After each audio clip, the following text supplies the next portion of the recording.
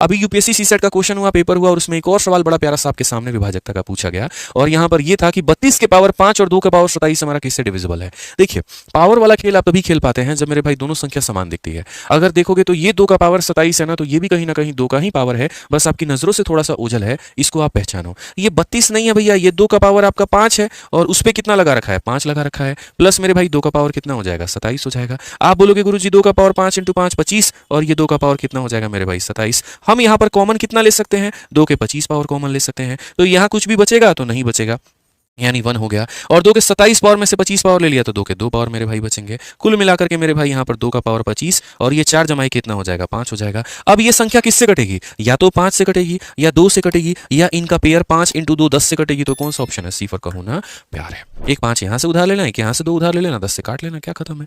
सवाल पूछा गया यूपीएससी सीसेट में 2024 में, बड़ा ही आसान सा सवाल है कि 32 की घात 5 और 2 की घात 27 किससे विभाज्य। जब कभी ऐसा सवाल आप देखो तो आप सबसे पहले यूनिट डिजिट निकाल सकते हो। यूनिट डिजिट आपको बहुत मदद करेगी। जैसे आपने कहा इसका यूनिट डिजिट निकालना बहुत आसान है, क्योंकि इसकी पावर को 4 से भाग करेंगे तो 2 आएगी इसकी यूनिट डिजिट।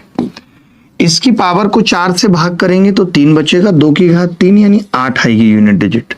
जब 2 और 8 को मैं जोड़ रहा हूं तो मैं देख रहा हूं कि 0 यूनिट डिजिट आ रही है, यानी कि अगर 0 आ रही है तो ये सवाल 10 से कटेगा।